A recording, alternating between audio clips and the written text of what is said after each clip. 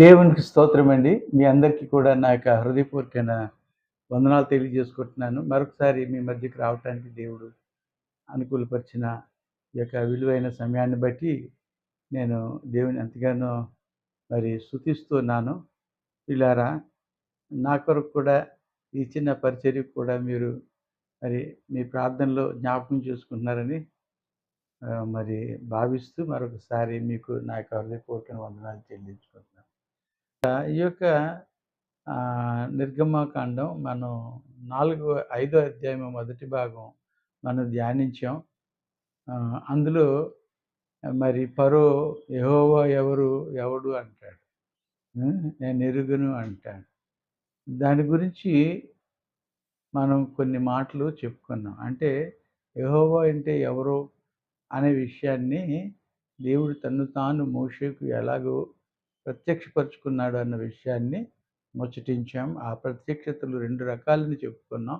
ఒకటి మరి general revolution, సామాన్యంగా ప్రకృతిని చూచినప్పుడు, సృష్టిని చూచినప్పుడు కలిగేది. రెండోది స్పెషల్ రెవల్యూషన్, మరి ఆనా కాలాల్లో ఆయా ప్రవక్తల ద్వారా మాట్లాడిన దేవుడు ఈ దినాల అంతమందు క్రీస్తు ద్వారా మనతో మాట్లాడినన్నారు. కాబట్టి క్రీస్తు ద్వారా తను తాను కనపరుచుకున్నట్లుగా యోహాను సువార్త 1వ అధ్యాయం 18వ వచనంలో కూడా మనం చూసుకున్నాం. అయితే తదుపరి మనం స్క్రిప్చర్స్ ద్వారా, అంటే పరిశుద్ధాత్మ ద్వారా, లేఖనాల ద్వారా కూడా తన యొక్క ఉద్దేశాన్ని, తన ప్రేమను, తన ప్రేమ లేఖను మనకు అనుగ్రహించినట్లుగా మనం చూస్తున్నాం. మన వాక్యం చదివేటప్పుడల్లా ఆయన మనతో మాట్లాడతాడు. ఆ వాక్యమే మనకు వెలుగును, మన పాదములకు దీపము, మన త్రోవకు వెలుగునై ఉన్నదంటాడు.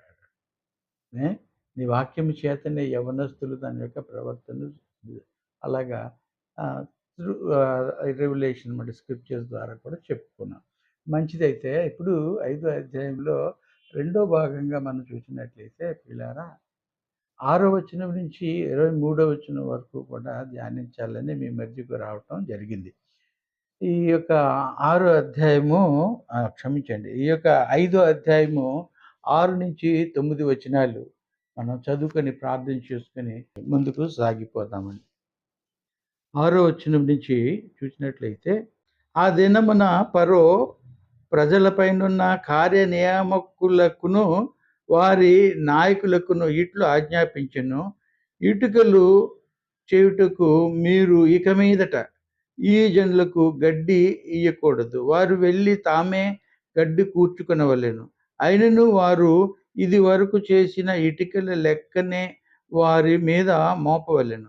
దానిలో ఏమాత్రము తక్కువ చేయవద్దు. వారు సోమరులు గనుక మేము వెళ్ళి మా దేవునికి బలి అర్పించుటకు సెలవిమ్మని మొరపెట్టుచున్నారు. ఆ మనుషుల చేత ఎక్కువ పని చేయింపవలెను. దానిలో వారు కష్టపడవలెను. అబద్ధపు మాటలను వారు లక్ష్య పెట్టకూడదనెను. ప్రార్థన చేసుకుందాం. మహోన్నతుడు, మమ్మల్ని మిక్కిలిగా ప్రేమించిన మా పరమ తండ్రి, వేలాది స్తుతులు, స్తోత్రాలు, వందనాలు చెల్లించుకుంటున్నాం తండ్రి. చదవబడిన లేఖన భాగం ద్వారా మాతోను మాట్లాడండి. మా జీవితాలకు దీవెన, ఆశీర్వాదము దయచేయండి, దిద్దుబాటు దయచేయండి. మీ కొరకు కడవరకు సాక్షులుగా జీవించడానికి, సత్యవాక్యములు స్థిరులముగా బలముగా ఉండటానికి, అబద్ధ బోధలను ప్రభువా నా తండ్రి ఎదిరించుటకును తగు ప్రభువా వాక్య శక్తిని, వాక్య సత్యాన్ని మాకు దయచేయండి. మరి ముఖ్యంగా నీ దాసుని మరుగుపరచండి. మీ మాటలే, మీ స్వరమే వినే భాగ్యం మాకు దయచేయండి. వినే చెవులు, గ్రహించే మనసు ప్రతి ఒక్కరికి దయచేయండి. వింటున్న ప్రతి కుటుంబాన్ని, ప్రతి బిడ్డను పేరు పేరుని దీవించి ఆశీర్వదించమని యేసుక్రీస్తు నామములో ప్రార్థించి వేడుకుంటున్నాం తండ్రి. ఆమేన్. పిల్లరా, చాలా సంతోషం. ఈ దినం మరి ఈ యొక్క 6వ వచనం నుంచి మనం చూసినట్లయితే పిల్లరా, ఇక్కడ ఏమంటున్నాడు? ఫరో తన కార్యనియామకులను, తర్వాత ఆ నాయకులను పిలిపించి ఆజ్ఞ ఇస్తున్నట్లుగా చూస్తూ ఉన్నాం.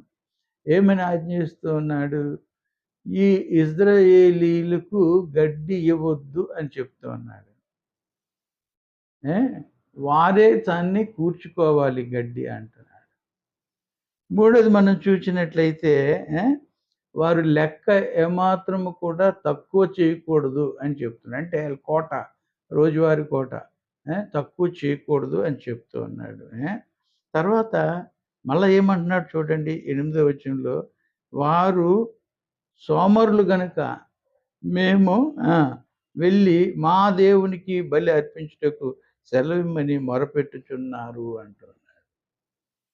ఇక్కడ కారణం ఏంటంటే 3 దినాలు ఎళ్ళాలి, 3 దినాలు రావాలని చెప్పుకుని, ఒక దినం అక్కడ 7 దినాలు సెలవివ్వటానికి అతనికి ఎంత మాత్రం ఇష్టం లేదు. అది కాకుండా వారు సోమరులు గనుక రెస్ట్ అడుగుతూ ఉన్నారు. పని తప్పించుకోవాలని చూస్తున్నారు అనుకుంటున్నాడు. తర్వాత ఏమంటున్నాడు మరొక మాట, అబద్ధపు మాటలను వారు లక్ష్యపెట్టకూడదనెను అన్నాడు. అంటే దేవుని ఆజ్ఞలు ఆయనకి అబద్ధపు మాటల్లాగా కనబడుతున్నాయి. అది అబద్ధమో, నిజమో రానున్న చాప్టర్‌లో మనం చూస్తాం. ఆయన ఎంత పరిశుద్ధుడు, ఎంత సర్వశక్తిమంతుడు అన్నది రానున్న చాప్టర్స్‌లో మనం చూస్తాం. కాబట్టి ప్రియులారా ఏ మరొక మాట ఇక్కడ మనం గమనించవలసిందంటే ఆహ్, వారిని కష్టపెట్టుమంటాడు. తర్వాత ఎక్కువ పని చేయింపవలెనంటారు. ఎక్కువ పని చేయించాలి. గడ్డి ఇవ్వడట. ఆ! కావలసిన సరుకులు ఏమి ఇవ్వకుండా చేయమంటే ఎవరు చేయగలరండి? ఏ పనివాడికైనా కావాల్సినవన్నీ మనం అందిస్తేనే కదా! వాళ్ళు కూడా చేయగలుగుతారు. ఆ! కాబట్టి ఇక్కడ వాళ్ళకి ఎక్కువ పని చేయించాలంటాడు. ఆళ్ళని కష్టపెట్టాలంటాడు. ఏ? చూడండి. తర్వాత అబద్ధపు మాటలను నమ్మొద్దన్నట్టుగా చెప్పుకొస్తూ ఉన్నాడు. ఈ దినాల్లో వారిని ఆ యొక్క దాస్యరికం నుంచి, ఐగుప్తు దాస్యరికం నుంచి విడిపించాలని దేవుడు ప్రణాళిక కలిగి ఉంటే, అది అబద్ధపు మాటలంటున్నాడు. ఈ దినాల్లో కూడా అనేక నశించిపోతున్న జనాన్ని రక్షించడం కొరకు మీరు సర్వ సృష్టికెళ్ళి సువార్త ప్రకటించండి. నమ్మిన వారికి బాప్తిస్మం ఇవ్వండి. వారు రక్షింపబడతారు అంటారు.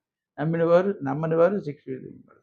కాబట్టి మనం చెప్పిన సత్యాన్ని చెప్పిన, వాక్యాన్ని చెప్పినా వారికి ఒక మార్గాన్ని, ఒక విడుదలను, ఒక ఆ! దాసరికం నుంచి తప్పించడానికి ప్రయత్నం చేసి, సువార్త చెప్పి వారిని ఆ చెడు అలవాట్లకి బానిసలైపోయి, ఆ! ఆ యొక్క సాతాను బంధకాల్లో చిక్కుడిపోయి, ఆ డ్రగ్స్ అని, త్రాగుడని, వ్యభిచారమని, నానా అలవాట్లకి అలవాటు పడిపోయి, సాతానికి బానిసలుగా జీవిస్తున్న వారికి, చీకటిలోనున్న వారికి వెలుగు ప్రసాదింపజేయాలని సువార్త వెలుగును ఉంటే స్వీకరించినటువంటి వాళ్ళు ఎందరో ఉన్నారు ఈ దినాల్లో. అవి వారికి ఎలా కనబడుతున్నాయి? ఫరోకి అబద్ధపు మాటలు వాటిని నమ్మొద్దు అని చెప్తూ ఉన్నాడు. అని చెప్పమని ఆజ్ఞాపించాడు వాళ్ళకి. కాబట్టి ప్రియులారా వాళ్ళెళ్ళి ఆ మాటలే వారు ఎళ్ళి ఇజ్రాయేల్ ప్రజలకి చెప్పినట్లుగా మనం కాబట్టి ప్రజలు నియామకులను వారి నాయకులను పోయి ప్రజలను చూచి 11వ వచనంలో చూచి ఆహ్, నేను మీకు గడ్డి ఇయ్యను.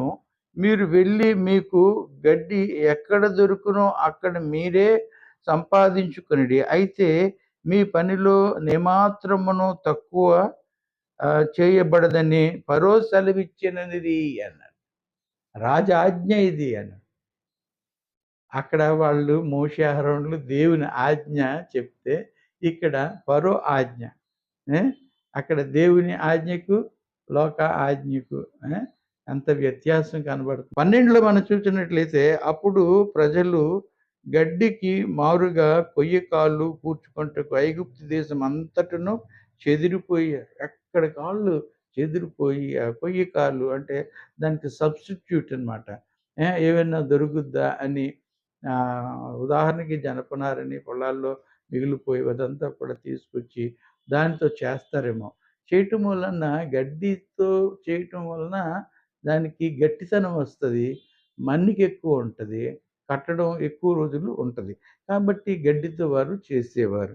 కాబట్టి ఇప్పుడు ఆ గడ్డి ఇవ్వనన్నారు. కాబట్టి వాళ్ళు ఆ యొక్క ఐగుప్తు అంతటా చెదిరిపోయారు. అంతా ఏరుకొని రావాలి, ఇటుకలు చెయ్యాలి. ఎంత కష్టం చూడండి. ఏ అయినా సరే సమయం మరి ఎక్కడ సరిపోద్ది ఇవన్నీ చేసుకుని ఈ యొక్క సమయం తక్కువ అవ్వటం వలన ఆ యొక్క ఇటుకలు లెక్క ఆహ్, ఒ న రోజువారీ కోట తక్కువయింది. 14వ వచనంలో ఫరో కార్య నియామకులు తాము ఇశ్రాయేలీయులలో వారి మీద ఉంచిన నాయకులను కొట్టి ఎప్పటివల్లే మీ లెక్క చొప్పున ఇటుకలను ఆహ్, నిన్న నేడు మీరు ఏల చేయించలేదని అడుగగా అన్నాడు. కొట్టారు. నిన్న మొన్న చేయించినట్లుగా ఈ దినాన మీరెందుకు చేయించలేదు? ఎందుకు తక్కువయిందని కొట్టారండి. కొట్టినప్పుడు ఎన్ని శ్రమలు పడ్డారు, ఎన్ని బాధలు పడ్డారు, ఎన్ని హింసలు పడ్డారు గానీ, కొట్టేసరికి వారు చాలా బాధపడ్డారు. చాలా బాధ కలిగింది. ఆ! కాబట్టి వాళ్ళకి బాధ కలిగి, ఈ బాధను మరి రాజుగారి దగ్గరికి చెప్పాలని 15వ వచనంలో మనం చూస్తాం. ఇశ్రాయేలీయుల నాయకులు ఫరో యొద్దకు వచ్చి తమ దాసుల ఎడల ఎందుకిలా చేస్తూ ఉన్నారు అంటున్నాడు. ఏ అంటూ తమ దాసులకు గడ్డి ఇయ్యరు. అయితే ఇటుకలు చేయుడని మాతో చెప్పుచున్నారు. చిత్తగించుము వారు తమరి దాసులను కొట్టుచున్నారు. అయితే తప్పిదము తమరి ప్రజల యందేనున్నదని మొరపెట్టిరి. ఈ ఫరో కూడా వారిని ఆరాధనకి వెళ్ళనివ్వకుండా ఉండటం కొరకు వారిని సకల విధాల బాధ పెడుతూ ఉన్నాడు. ఏ వారిని హింసిస్తూ ఉన్నాడు. ఏ ఎందుకంటే వారు ఆ దేశంలో బానిసలుగా ఉన్నారు. వాస్తవానికి చెప్పాలంటే మరి యోసేపు సమయంలో వాళ్ళు గోషేను దేశములో మరి సమృద్ధి కలిగిన పంట, మరి చక్కటి రాజభోగం అనుభవించేవారు. ఏ కొరతలు లేకుండా ఉండేవారు. రాను రాను, రాను రాను కూడా వారు దేవునికి దూరమైపోయారు. ఎందుకంటే ఆ దేశంలో ఉన్న ప్రజలతో చెడు సహవాసం కలిగి మనం అనుకుంటాం కదా! చెడు సహవాసమట మంచి ప్రవర్తనను చెరుపునన్నట్లుగా మరి ఈ యొక్క వారితో అంతకాలం జీవిస్తూ ఉన్నప్పుడు వారి యొక్క వేషధారణ, వారి అలవాట్లు, వారి యొక్క దేవతలు కూడా వీరు మరి మ్రొక్కినట్లుగా మనం యెహెజ్కేలు గ్రంథంలో గతంలో చూసుకున్నాం కదా! అలాగే చాలా చోట్ల మనం ఉన్నాయి. రిఫరెన్సెస్ ఉన్నాయి. వాళ్ళు కొన్నిసార్లు నెహెమియా గ్రంథంలో చూస్తాము. వాడు భాషే మర్చిపోయారు. 9వ అధ్యాయంలో భాషే మర్చిపోయారని చూస్తూ ఉంటాం. అంటే హెబ్రీ భాష కూడా మర్చిపోయారంట. ఆ విధంగా వాళ్ళు తయారయ్యారు.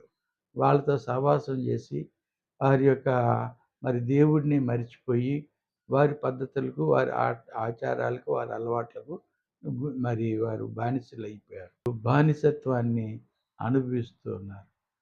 ఇక్కడ మనం గమనించి చూచినట్లయితే ఈ బానిస స్లేవ్ అంట. అలాగే పనివాడు సర్వెంట్ అంటాం. బానిసకున్న హక్కులేంటి?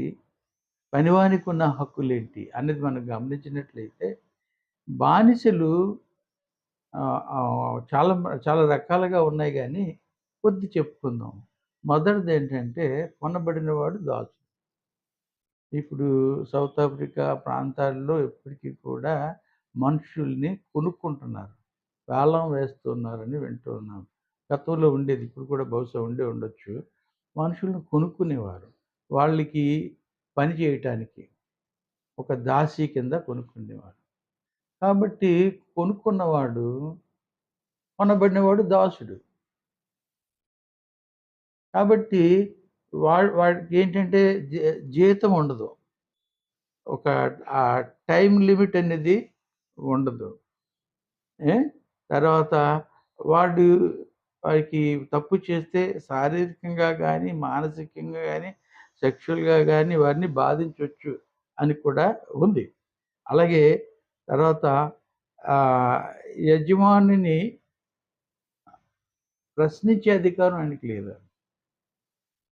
ఇదెందుకు ఇలాగా అని ఆయన ప్రశ్న ఏది చెప్తే అది చేయవలసిందే. కాబట్టి ప్రియులారా గమనించి చూసినట్లయితే యజమాని కొరకు అవసరమైతే ప్రాణం గూడా పెట్టాలి అంటాడు. ఎందుకంటే కొనబడిన వాడు కదా! కాబట్టి మనం చాలామంది ఇది మనకు కూడా వర్తిస్తది. ఎందుకంటే మొదటి వచనంలో ఏముంది? ఆ! కొనబడినవాడంట. అంటే మన క్రీస్తు తన స్వరక్తం ఇచ్చి మనల్ని కొనుక్కున్నాడు. మనం మన సొత్తు కాదు. ఆయన సొత్తు అంటాడు కదా! మీ దేహముతో ఆయనని మహింపరచాలి అని కొరింథీ పత్రికలో కొరింథీ పత్రికలో చూస్తాం. అలాగే వీళ్ళరా ఇలాగ బానిసలు రకరకాలున్నారండి. ఆ! మరి యుద్ధంలో పట్టబడిన వారు, ఖైదీలు వాళ్ళు కూడా బానిసలే. అలాగే అప్పు చేసి అప్పు తీర్చకపోయినోళ్ళు కూడా బానిసలైనట్లుగా మనం రెండో రాజుల గ్రంథం 4 అధ్యాయములో మనం చూస్తాం.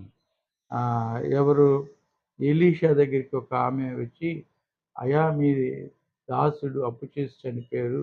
ఇదిగో నాకున్న ఇద్దరు పిల్లలను కూడా మరి వాళ్ళు దాసీలుగా పట్టుకుపోతున్నారు" అన్నప్పుడు, "నీ ఇంట్లో ఏముందంటే ఆ పాత్రలన్నీ నూనెతో నింపినట్లుగా వారు అప్పు తీర్చుకున్నట్లుగా చూస్తాం." కాబట్టి అప్పు తీర్చకపోయినా సరే మనం బానిసల కింద లెక్కలోకి వస్తాం. మనల్ని అందుకే సామెతల్లో కూడా ఉంది కదా! ఏమనుంది? అప్పు ఇచ్చువానికి అప్పు పుచ్చుకున్నవాడు దాసుడు అని. కాబట్టి బైబిల్ చెప్పే సాధారణంగా అప్పు చేయకూడదనే చెప్తోంది. నీకెంత రాబడొస్తే దాంట్లోనే నువ్వు ఖర్చు పెట్టుకోవాలి. దాన్ని మించి అత్యాశకి పోకూడదు. చాలామంది అంటుంటారు ఇప్పుడంతా కూడా ఆహ్, ఏమైపోయింది లోన్‌లు తీసుకుంటున్నారు.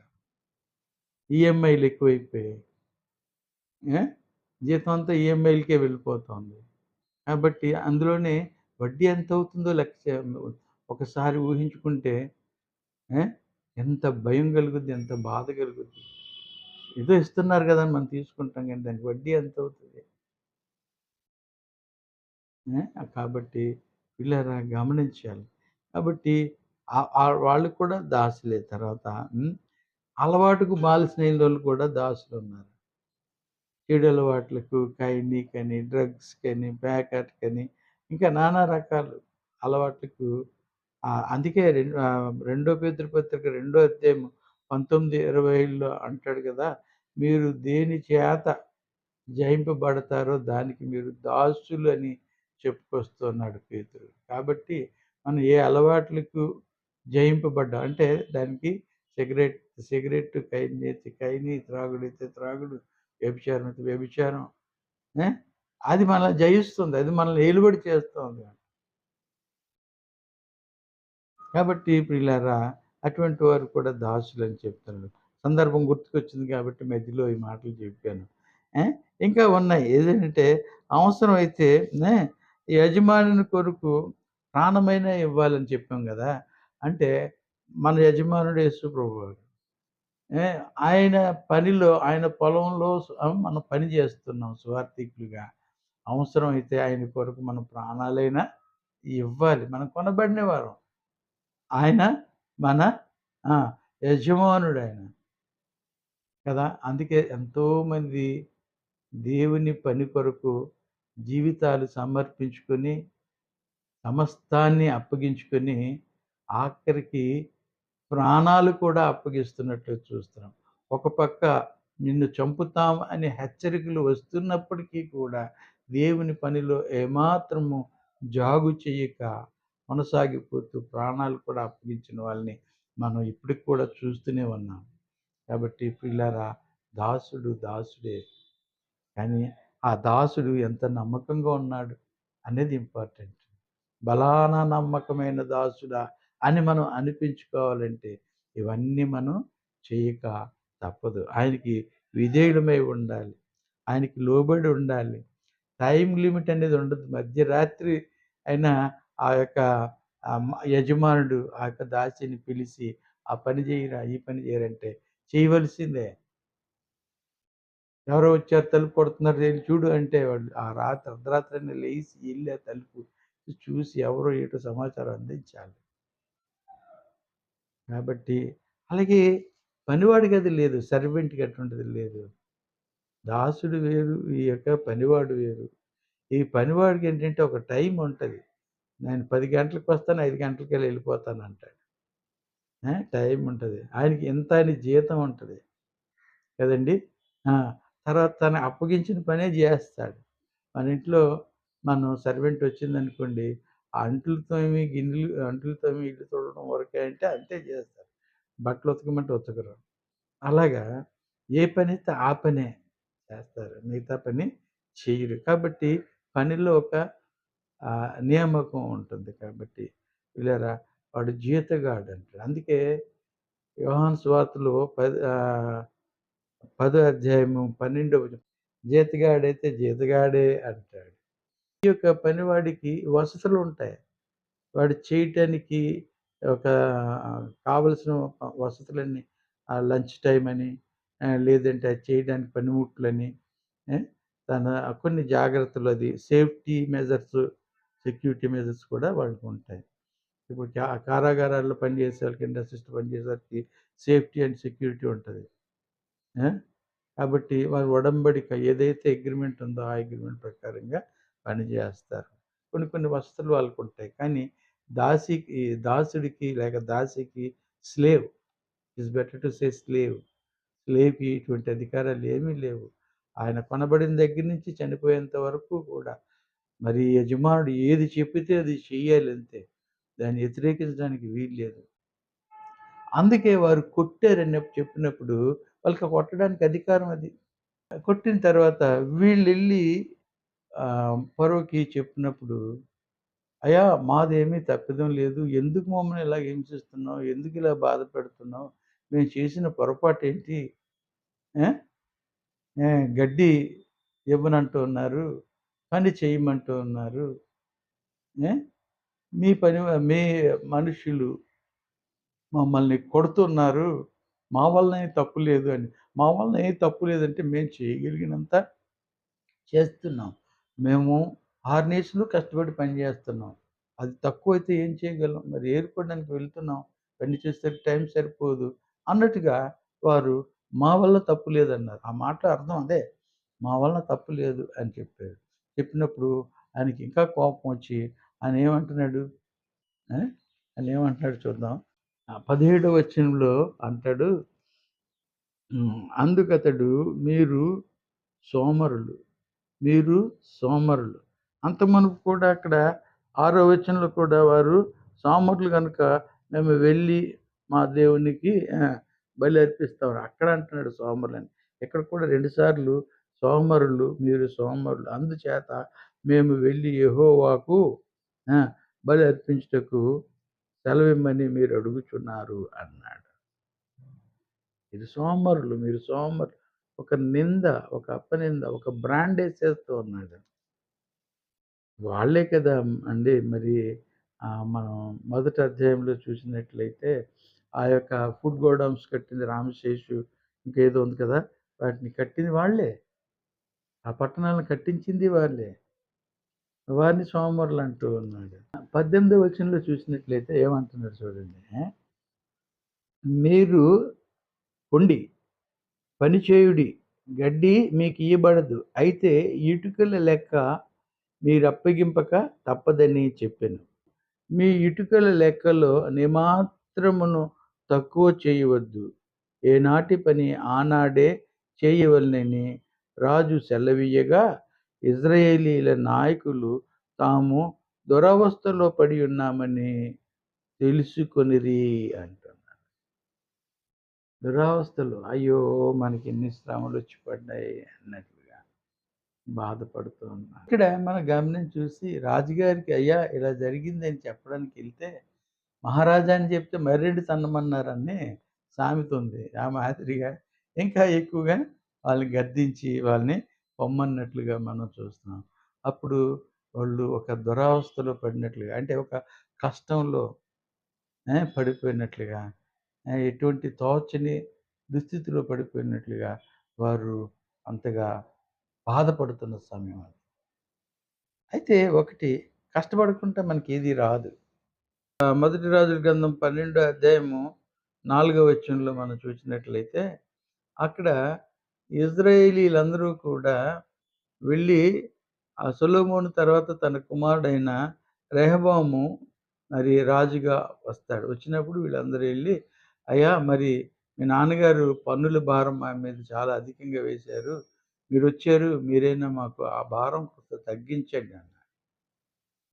తగ్గించమని అడిగితే, ఇప్పుడు ఫరో చేసిన దానికి ఇక్కడ 2 కొద్దిగా లింక్ అవుతున్నాయి చూడండి. ఫరో ఏమన్నాడు, "అయ్యా! మాకెందుకు ఇలా చేస్తున్నావు? మా పని భారం పెరిగిపోతుంది. మీ వోళ్ళు కొడుతున్నారు. అంటే ఎక్కువగా శ్రమ పెడుతున్నారని" చెప్పినప్పుడు ఆయన ఇంకా వారి మీద అధిక భారం వేసినట్లుగా, వారిని మరి ఇంకా అవమానపరిచినట్లుగా మనం చూస్తాం.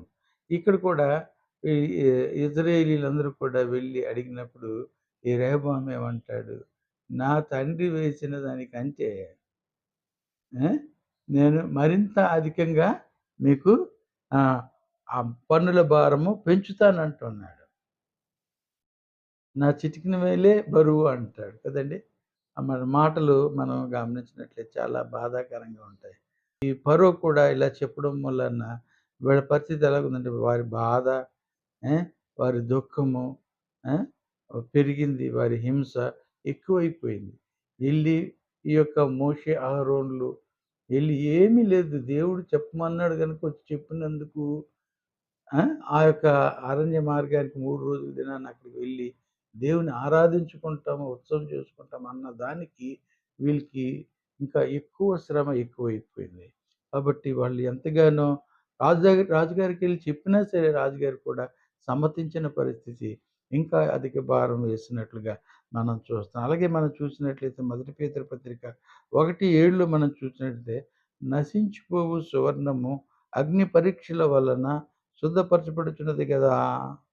దానికంటే అమూల్యమైన మీ విశ్వాసము శోధనల చేత పరీక్షకు నిలిచినదై యేసుక్రీస్తు ప్రత్యక్షమైనప్పుడు మీకు మెప్పును, మహిమయు, ఘనతయు కలుగుటకు కారణమగును అని చెప్తున్నాడు. ఇప్పుడు మీరు ఇన్ని శ్రమలు పడుతూ ఉన్నారు పిల్లారా. ఇది మన కొత్త నిబంధనలో మన విశ్వాసులకి ఈ మాట మనం చూస్తూ ఉంటుండగా, అప్పుడు ప్రజలకి మనం చూసినట్లయితే ప్రియులారా, వారు ఎన్ని శ్రమలు పొందినా వాగ్దాన భూమిలోకి వాళ్ళెళ్ళినప్పుడు వారికున్న ఆనందం, సంతోషానికి అవధులు లేవు కదా! కానీ వీళ్ళు ఆ బాధనే భరించలేకపోతున్నారు.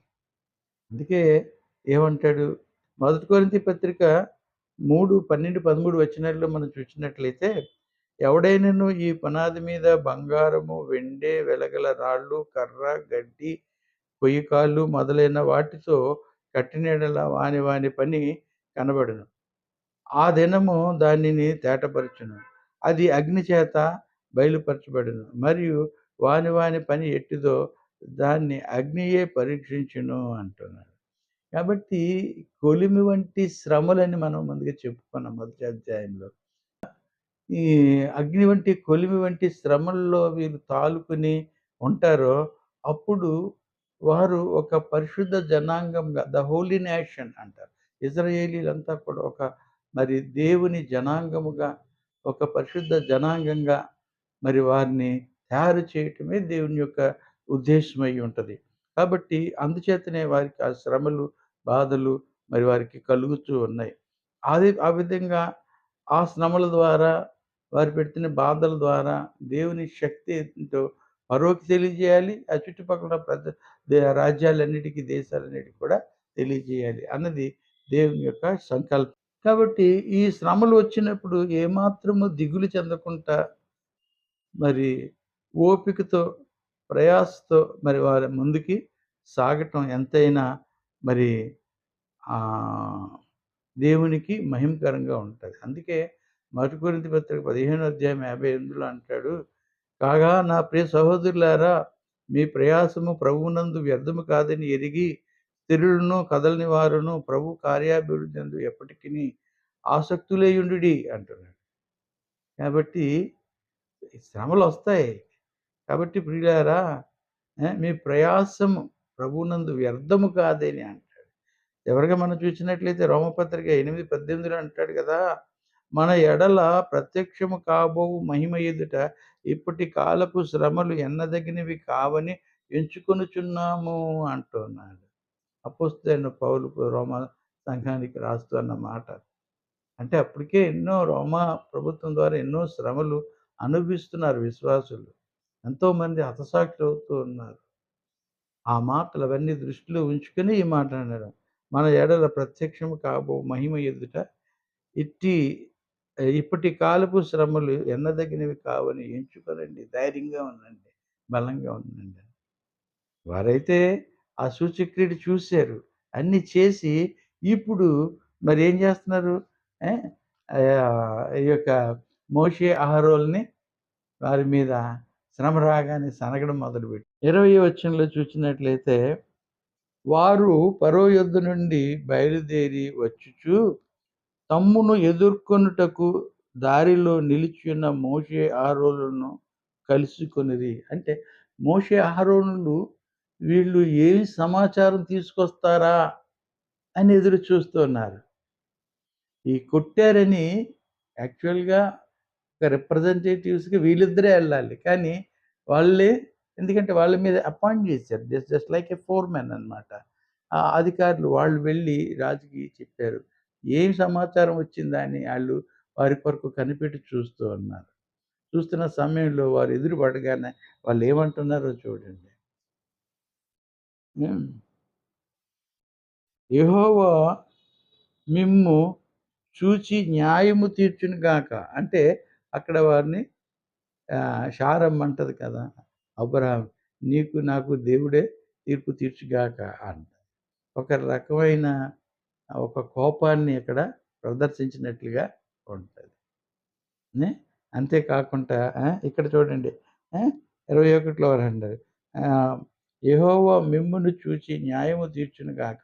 ఫరో ఎదుట అతని దాసుల ఎదుటను మమ్మును అసహ్యులుగా చేసి, మమ్ము చంపుటకే వారి చేతికి ఖడ్గమిచ్చితిరని వారితో అనగా, మమ్మల్ని చంపడానికి ఖడ్గం ఇచ్చారా? వారు మమ్మల్ని అసహ్యంగా చూసారు అంటున్నారు. చులకనగా చూసారు. పని జేసి, కష్టపడి అన్నీ జేసి కూడా వాళ్ళు మాట పడుతున్నారు, బాధింపబడుతున్నారు, హింసింపబడుతున్నారు. ఇవన్నీ తట్టుకోలేక పాపం ఆ మాట మోషే, అహరోన్లు అన్నారు.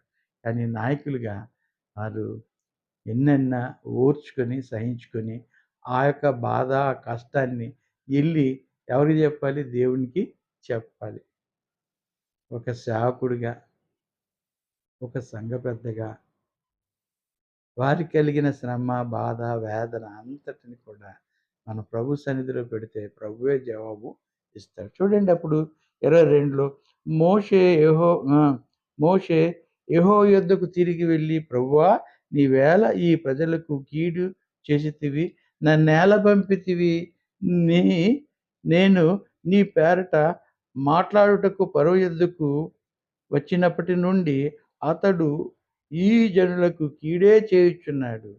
నీ జనులను నీవు విడిపింపను లేదనెను అని. చూడండి ఇక్కడ మాట. నేను నీ పేరట ఆ! మాట మాటలాడుటకు ఫరో యొద్దకు వచ్చినప్పటి నుండి అంటే అక్కడి నుంచి, ఎక్కడి నుంచి మిద్యాను దేశం నుంచి వచ్చాడు. వచ్చి మిద్యాను దేశం నుంచి నేను వచ్చి చెప్పినప్పటి నుంచి అంటూ ఉన్నాడు. విడిపిస్తానన్నావే ఇంకా విడిపించలేదేంటి? అన్నట్టుగా మాట్లాడుతూ ఉన్నాడు. అనుకున్నంత త్వరగా అయిపోయే పనా? హ్మ్. కానీ తర్వాత ఏమంటున్నాడు? ఆ! నేను ఫరో దగ్గరికెళ్ళిన దగ్గర నుంచి ఇంకా శ్రమ ఎక్కువవుతుంది గానీ శ్రమ తగ్గట్లేదంటాడు. అందుకే అందుకే అంటాడు కదా! ఏ శ్రమలు సహజం. సద్భక్తితో బ్రతుకును ఉద్దేశించి వారికి శ్రమలు తప్పవు అంటాడు కదా! అలాగే ఇక్కడ కూడా రోమాపత్రిక 8:18 అంటాడు. మన ఎడల ప్రత్యక్షము కాబోవు మహిమ ఎదుట ఇప్పటి శ్రమలు ఎన్నదగినవే గావు. రేపొద్దున మీరు వాగ్దాన భూమిలోకి వెళ్తారయ్యా! ఎందుకు మీరు ఈ శ్రమలకి ఇదైపోతారు అని భావం అక్కడ కలుగుతుంది. కానీ వారికది తెలీదు. వారది ఆలోచించట్లేదు. వారి యొక్క ఆ కర్రని 3 మరి ఆ యొక్క సూచక్రియలు చేసినప్పుడు మన విశ్వాసం ఇప్పుడు ఏమైపోయింది శ్రమ రాగానే? ఈ దినాల్లో మనకు కూడా విశ్వాసం ఉంటది. ఏదైనా అద్భుత కార్యం జరిగిన విశ్వాసం ఉంటది. కానీ అలా కొనసాగుతున్న సమయంలో ఎక్కడైనా ఏదైనా చిన్న శ్రమ వచ్చిందనుకో, వెంటనే మన విశ్వాసం సన్నగిల్లిపోయి, సనగడం మొదలు పెడతాం. సనగడము, సంశయాలు పెరిగిపోతాయి. కాబట్టి ప్రియులారా, మనం దేవుని మీద భారం వేసినట్లయితే దేవుడు తప్పకుండా మన సమస్యలను తీరుస్తాడు. ఆయన మన పట్ల ఏదో ప్రణాళిక ఉంది. ఆ ప్రణాళిక ఫుల్‌ఫిల్ అయ్యేంత వరకు కూడా ఆయన చిత్తానికి లోబడి, ఆయన దాసులుగా, ఆయన బిడ్డలుగా, ఆయన కొరకే మనం జీవించాలి. ఆయన మన పట్ల కార్యం చేయటానికి ఆయనకి మనం అప్పగించుకోవాలి. అప్పుడే మన జీవితంలో అద్భుతాలు చూడగలం. మహిమ కార్యాలు చూడగలం. అయితే మోషే అడిగాడు.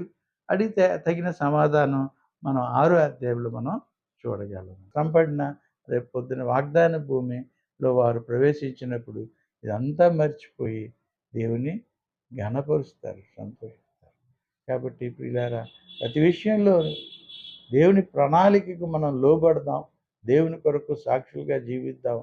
దేవుణ్ణి మహిమపరుస్తూ మన జీవితంలో విశ్వాసముతో, మరి నిరీక్షణతో మనం ముందుకు సాగాలని, రాబోయే మహిమ ఎదుట ఇప్పుడు పడుతున్న శ్రమలన్నీ కూడా ఏమాత్రము ఎన్నదగినవి కావని ఎరిగి, మన విశ్వాసం కర్తయు దాన్ని కొనసాగించు క్రీస్తే మనకు గురుగా ఉంచుకొని మనం ముందుకు సాగిపోదాం. దేవుడు మిమ్మల్ని, మీ కుటుంబాన్ని దీవించుగాక. Thank you very much. May God bless you all. Thanks.